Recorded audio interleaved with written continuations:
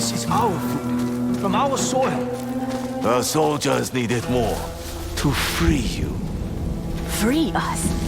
Inokichi steals our crops, while our families starve.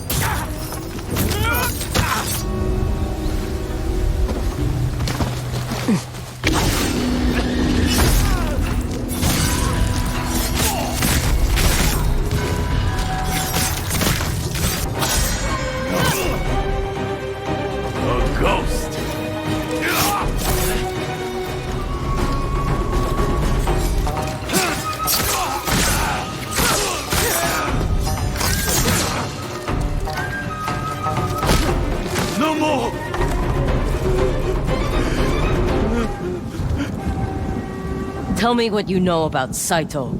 Starting off with Ghost of Yōtei, you're probably wondering, why is this on a list about innovation? After all, it's a follow-up to Ghost of Tsushima, but the changes here aren't just visual, they reshape how open-world samurai games can feel. Set over 300 years after the original, you now play as Atsu, a lone ronin turned spirit of vengeance, and unlike the old formula, this time you choose the path. You're free to hunt down the Yōtei 6 in any order using clues, rumors, and bounty cards to piece the story together, like a samurai detective. Combat isn't limited to just a katana anymore. You can wield spears, rifles, dual blades, or even a chain sickle with zero pressure to switch unless you want to. Instead of constantly fast traveling or checking menus, you can set up camp anywhere, and that's not just for rest. At your fire, traveling merchants, sword masters, and even your own allies will drop by, turning your temporary shelter into a living part of the world. You can cook food, learn skills, and unlock upgrades, all without leaving the wild.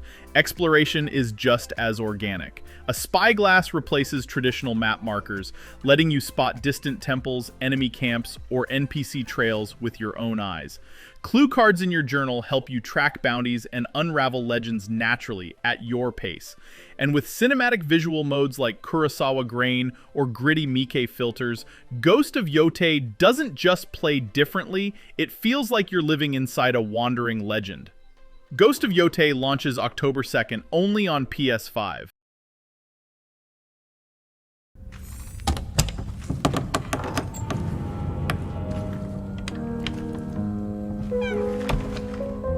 The bar is closed, but I don't think anyone will ask us to leave.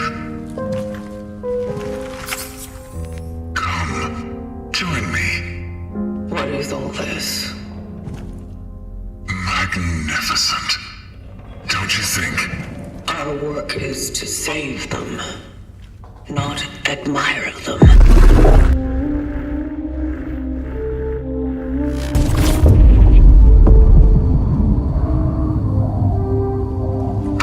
Listened to music once and told each other stories.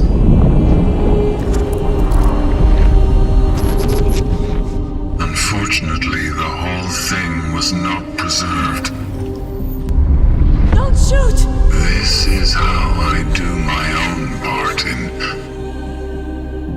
saving them.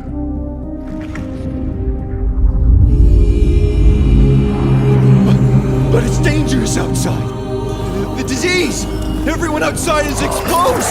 That's why I brought her here! She does not matter. She matters to me! I wanted to protect her! Preserve one thing dear to me in this whole wide, fucked up world!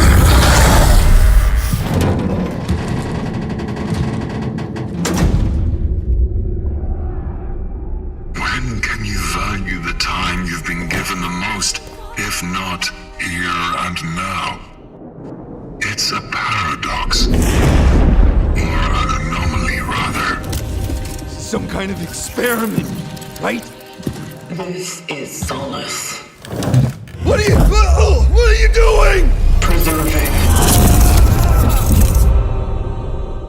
Next up is Cronos the New Dawn, and this one quietly sneaks up on you with some of the most unique mechanics we've seen in a while.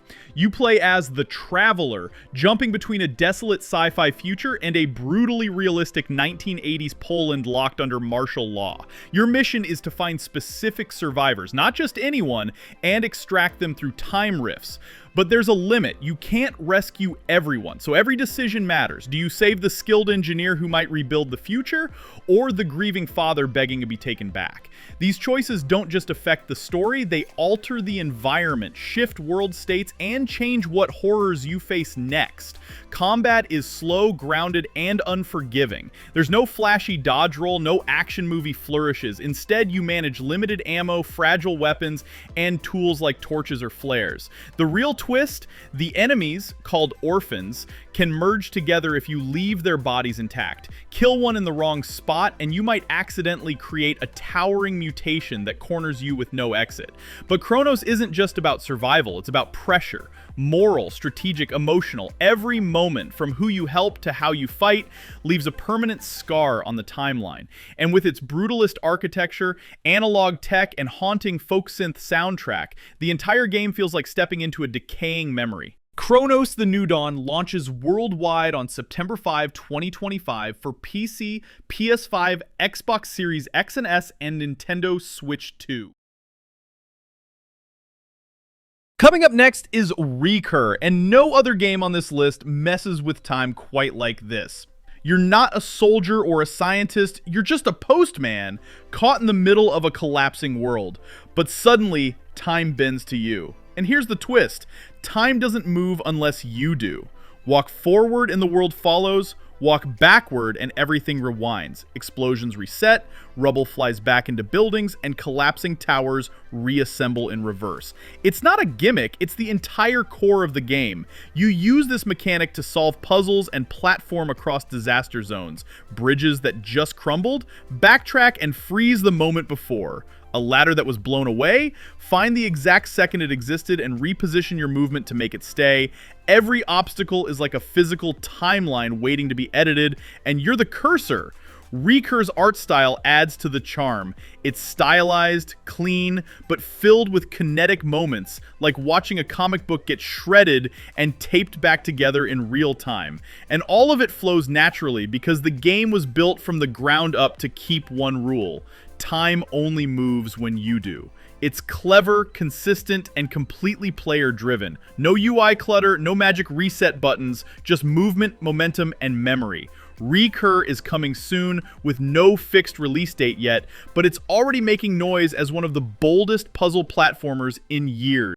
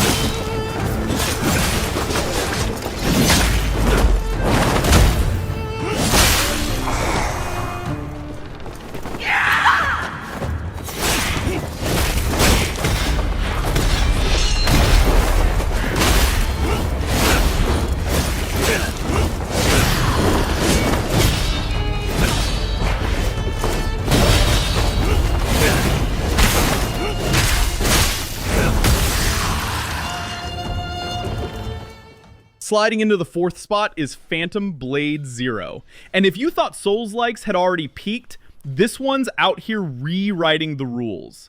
It's not just another dark samurai game. Phantom Blade Zero feels like a live-action martial arts film, where every movement is a dance and every fight is a performance. You play as Soul, a dark swordsman who's been cursed with 66 days to live. And in that time, you'll cut your way through monsters, assassins, and demonic forces, all while uncovering the truth behind a corrupt sect. But what makes it stand out? The combat system is insanely fluid. You're not just dodging and spamming light attacks. You're linking aerial combos, switching weapons mid-fight, and using phantom edge finishers that feel like choreographed stunts. And yeah, you can parry a boss's massive hammer swing, then counter with a blade dance that feels straight out of a wuxia movie. Exploration is layered too. There's stealth, wall runs, and hidden routes tied to ringing bells or deciphering lore scattered across a semi-open world. Every zone feels handcrafted with secrets that reward curiosity, not just grinding. And if you're into brutal challenges, the Hellwalker mode turns fights into chess matches, forcing perfect parries and calculated aggression against adaptive enemies that don't just repeat patterns. They learn. Phantom Blade Zero drops in 2025 for PS5 and PC, and honestly, it's one of the most stylish action RPGs on the horizon. Last chance to bail, June. Do it.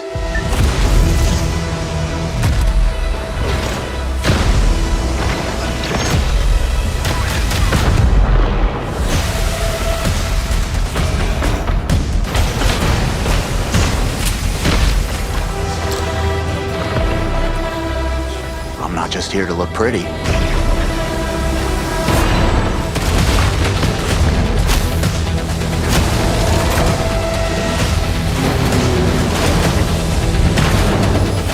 Let me light the way for you. Target acquired. Next up is Exodus, and this isn't just another space RPG. This one messes with time, morality, and consequence in a way no game has before. You play as the Traveler, a human forced to leave Earth and explore distant stars. But here's the catch. When you travel at near light speed, time moves differently. A few days for you could mean decades back home, so every time you return, the world has changed. Your family's gone, societies have shifted, even your actions, the people you helped, betrayed, or ignored, have left ripples across history.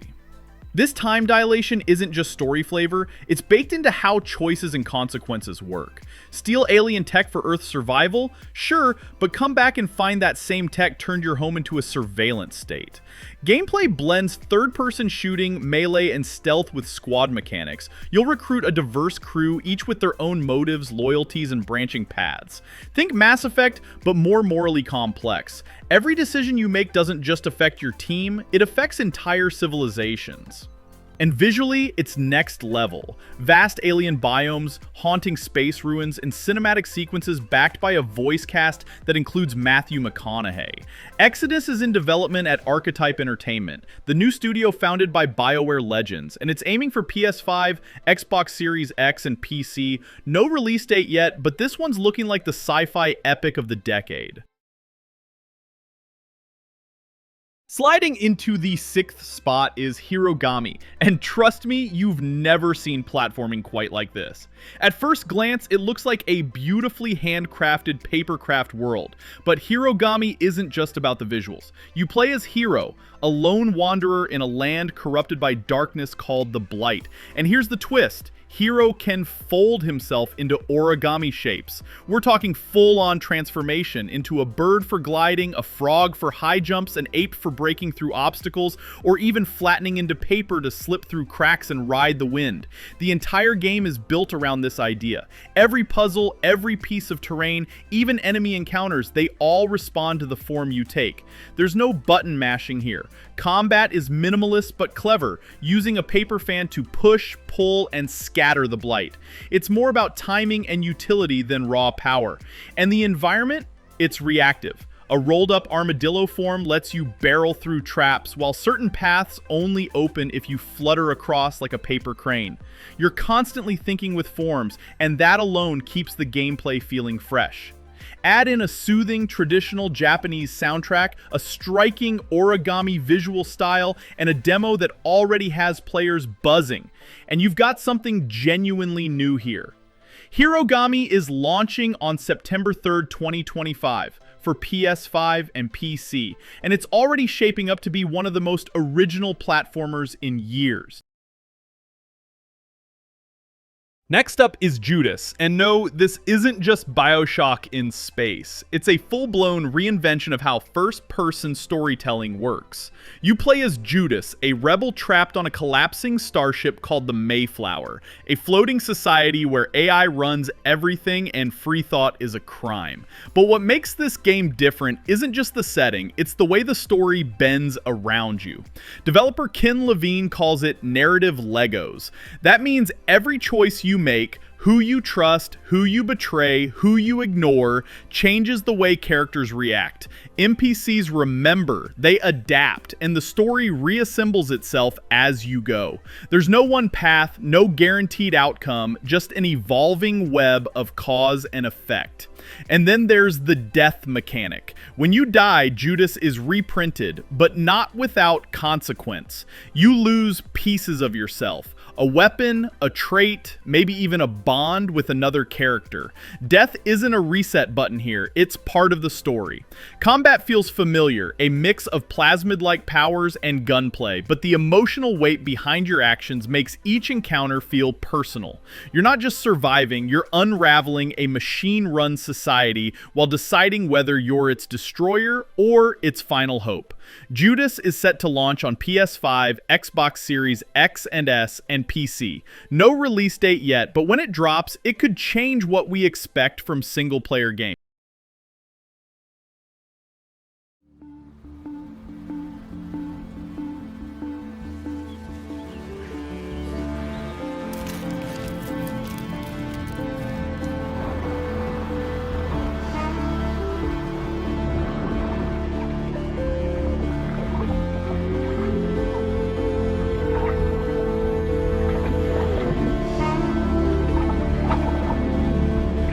Coming in at number 8 is Light No Fire, and this isn't just big, it's Earth-sized. No, really, this game puts you on a single planet as large as Earth itself, procedurally generated and fully explorable, with no loading screens, no instancing, and no disconnected lobbies, and everyone who plays in the same world.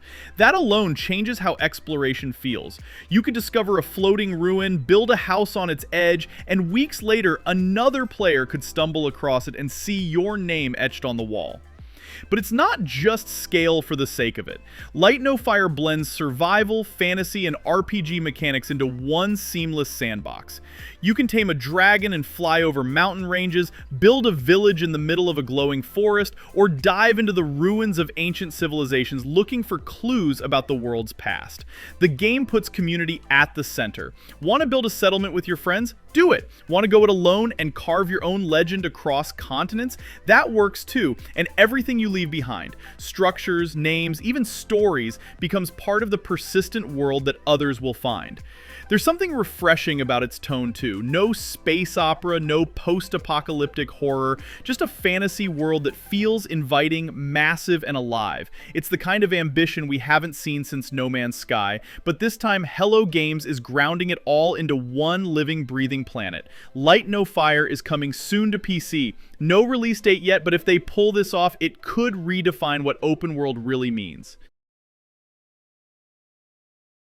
Now let's talk about Mio, Memories in Orbit, a game that looks like a classic Metroidvania, but moves and feels like something entirely new. You play as Mio, a sleek robotic being who wakes up on a dying space station called the Vessel, a colossal ark overrun by rogue machines, decaying biomes, and fragments of forgotten AI. Your goal?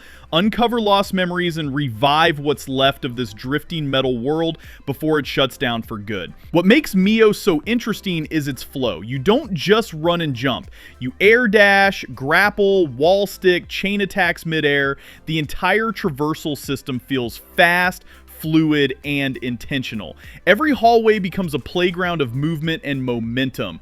Combat and upgrades go even deeper. Enemies drop a crystalline currency called RECUR, but if you die before crystallizing it at a save station, it's gone. That single mechanic adds constant tension. Do you push forward and risk it, or retreat and secure your progress? Then there's the modifier chip system. You unlock perks like enemy health bars or stronger attacks, but you only get a few slots. That means every upgrade comes with a trade-off, letting you shape the game's difficulty your way. Wrapped in haunting visuals and music, Mio explores identity, memory, and purpose without ever drowning you in dialogue. It lets the world speak for itself. Mio, Memories in Orbit launches in 2025 on PC. If you love games that blend action with introspection, this one's a must-watch. Nothing lasts forever.